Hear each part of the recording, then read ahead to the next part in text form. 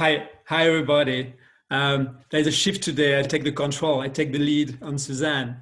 So I'm with Susanne de Monk-Mortier, who's a specialist in HSP people, high sensitive people, and I'm the one she's looking at very carefully, just because of what I'm doing in my daily life. My name is Marc. I'm an engineer working in extreme fields and working on ultra performance through human empowerment, playing with the technical side and the human side to push the limits of big projects. And the project I'm working on for the last month is, his name is Zephyr, which is about beating the sailing speed world record on the water with a specialist windsurfer whose name is Antoine Albo. He's been 25 times world champion, so the guy knows about the windsurfing. Yeah, pretty much, yeah. Yeah, and the purpose here with Susanne is to explore and look at how, as a project leader, I'm living and pushing the limits, and how my sensitivity helps me in this mission. So Susanne, welcome here with us today. Thank you for the invitation, and I'm all yours. Yeah, thank you. Well, I'll let you do the introduction every time. That's wonderful. Well, thank you for doing this. I know you're not, you're at a different location today, and you sent me a wonderful video about I'm here in the mountains, in the Alps. Yeah. It's quite cloudy today, but here we have some birds playing yeah, amazing outside, view. some wind, but very cloudy, and it's been snowing a lot. Beautiful flags. Beautiful flags from, they come from India, from Dharamshala, where the Dalai Lama lives. So Yeah. I bought those flights just a few meters from his house, which is cool.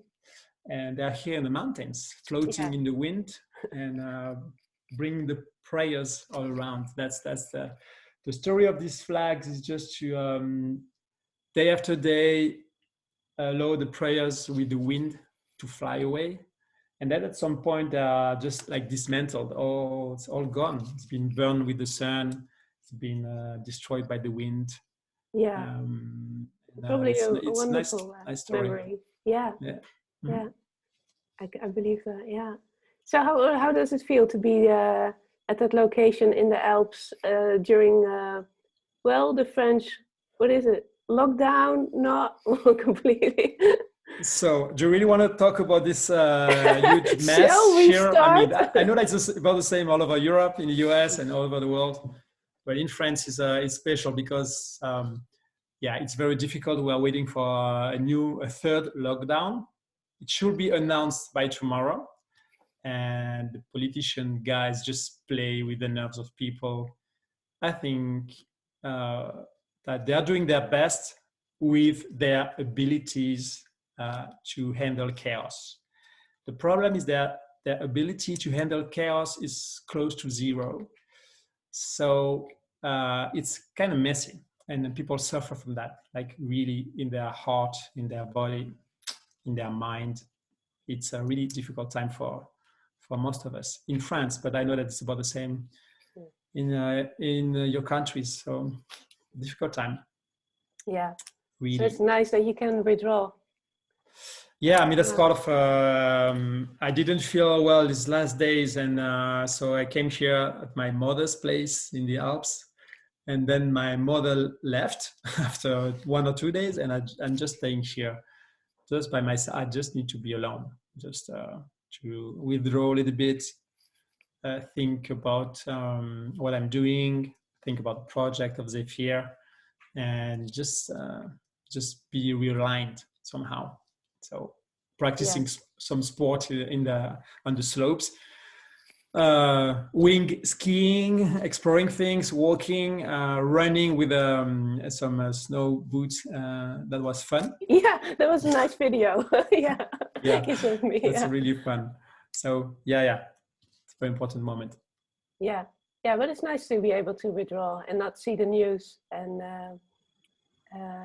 taking care of yourself at that time. The news are impacting so much our lives that you cannot be disconnected, because you don't know if you can take your car or not at 5 p.m. or 6 p.m. It's like, I mean, what I talk about on For you it's TV, different. Yeah. I mean, you need to hear, you need to listen to this news, even if it's like really, really not that good to listen to this news. But I mean, at some point you need to listen a little bit, because it impacts our life so much. But to withdraw is like, gives you some time to be patient, just waiting for this difficult time in your mind, in your head, where you don't feel good, just to fade away somehow. So that was not, I mean, the last few days were not that cool. It was like something in between exercising and then being excited in the forest and on the snow, and in the meantime just like being in the dark. So yeah, I understand. I'm speaking for myself when I say not watching the news, because for the last month I didn't know we had a curfew after 10 p.m. So yeah, this is totally different than in summer. But as an introvert, I was totally okay with that, not knowing. So yeah, I understand when your inner world sends a signal that you need to withdraw and things feel dark. What does it? What does your inner world look like when things feel dark to you? It's like you're stuck and you cannot move forward. I mean, you got a pile of things to do, and you're like, you're really stuck. I mean, you don't have the energy just to tackle all this to-do list. I got the huge to-do list. Of course, I got hundreds of things to do, but I couldn't like really move forward. So, and I'm a very active guy, so I'm doing a lot, but I don't know why. So I had to do a few things and sleep and wait for this time to, I said, fade away, and just like reassemble things together, and just like see that the job done is tremendous. It's huge. So it's a wonderful base that is built, like with Zephyr and many other things that I'm doing. So it helps you, to move forward and see that what you've done is pretty good. It's like, it's solid. But in the meantime, you got your this dark like side memories coming to you, and this you like lose confidence, and then it comes back. So you have to play with this somehow. I mean, it's part of our life. You have to go through tough times.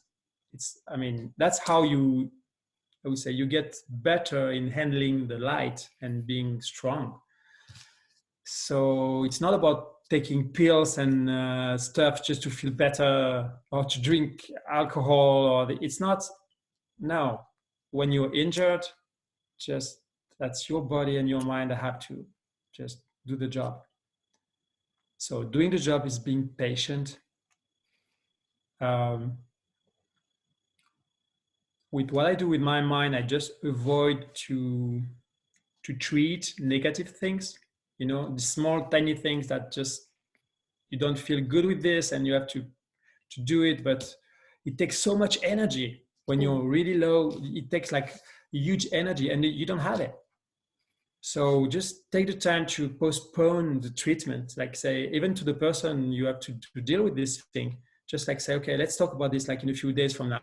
And just not because you don't want to do this, just because you need to feel better, because you don't feel, and when you don't feel good, you don't make the good decision, it's counterproductive. So just all these negative things that just push you down, just give you some time.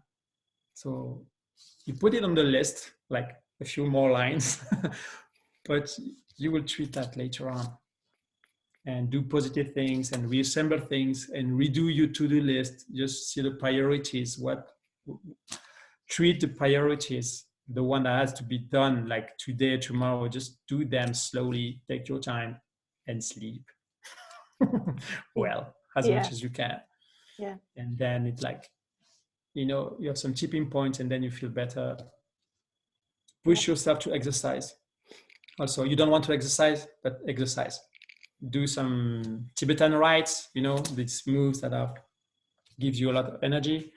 do some meditation. You don't want to do it? No, I don't want to do it. Just like do some. Don't watch TV and the news all day. It just kills you.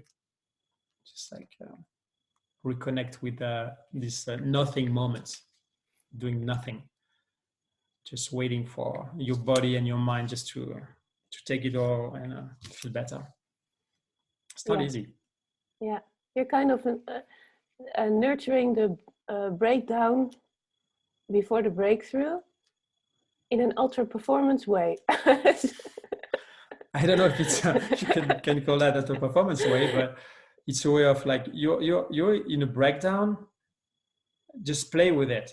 I mean, it's not playing with it, but just like be conscious that it's part of your process. And necessary. It's all about our process of growing. Even if you do big things. I mean, when you look at Zephyr, you should say, well, look at that. Like in the media, it's like, it's great. People are so interested, so exciting, so many people around. But that's not the point. That's not the point. Yeah, it helps in building some more and moving forward. But in the meantime, you have to deal with yourself. When you don't feel good, it's not about, it's like a whole mixture of things, you know? So yeah, these moments are very important. Very, very important. Yeah. Difficult, but important. Yeah. Yeah. And it's okay not to feel good. It's okay. That's life. Don't be shy. You can speak about this with people around and do it. Not everybody, because it's not about complaining. It's just about saying, okay, I don't feel good these days. Sometimes that's just enough to help.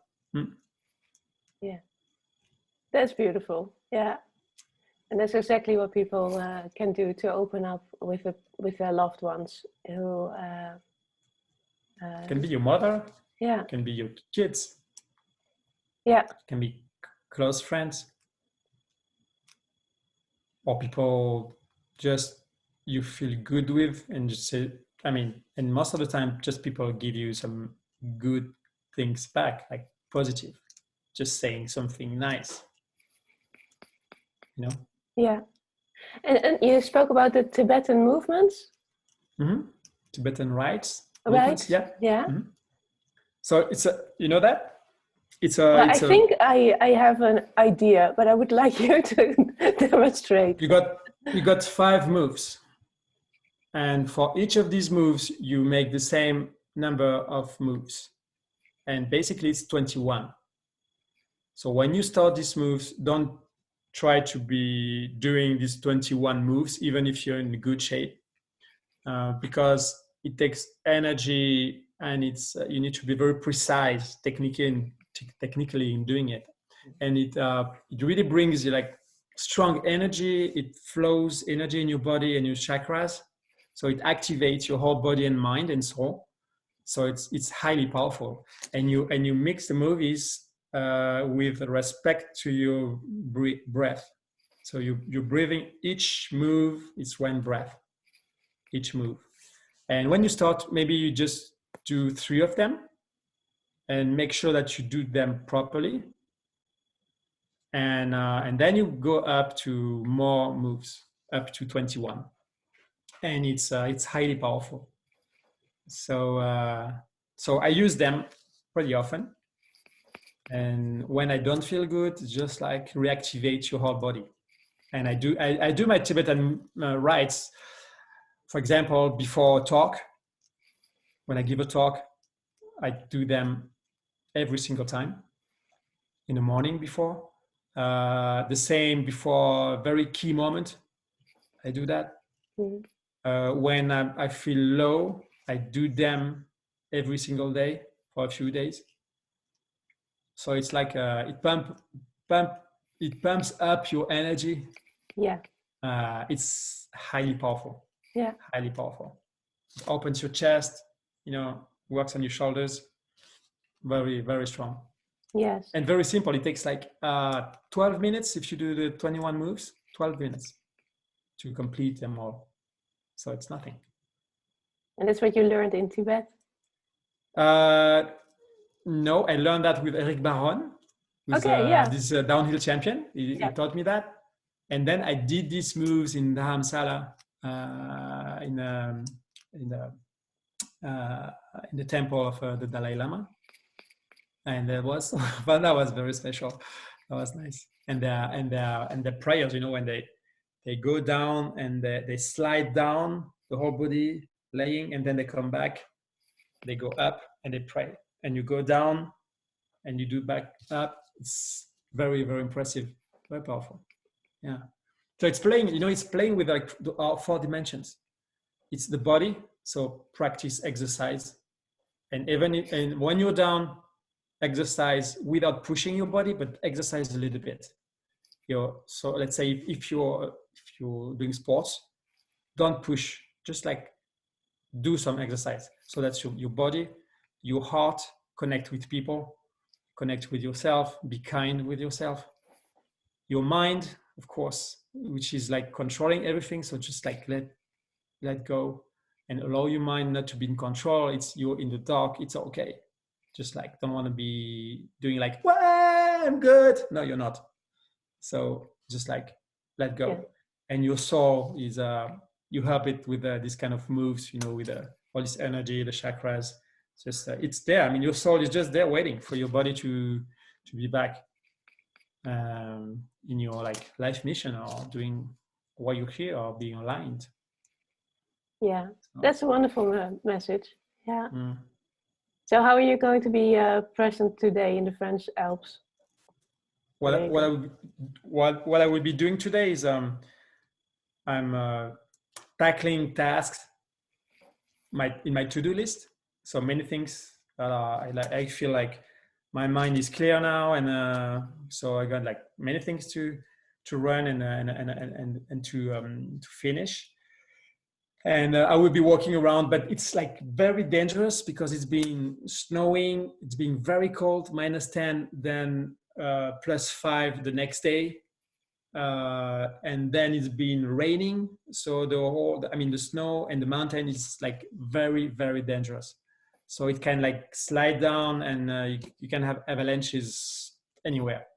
So that's not the day to do big things. That would be more, I would be hiking and running in the hills around. Yeah. With the snow left. Yes. Yeah. Okay. Well, thank you very much for doing this. Also, when you are withdrawing in your cocoon in the French Alps, and for sharing with your message with all the people who are watching. A real cocoon here. Yeah, it's nice. Yeah. So thank you for your time. It's good to share.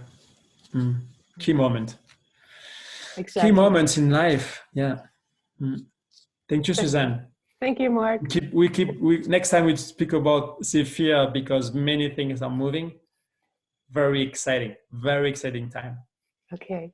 So wonderful. Let's go. Yeah. Thanks, Marc. Have a nice day. Enjoy your time. Yes, bye. Same. Bye, everybody. Thank you.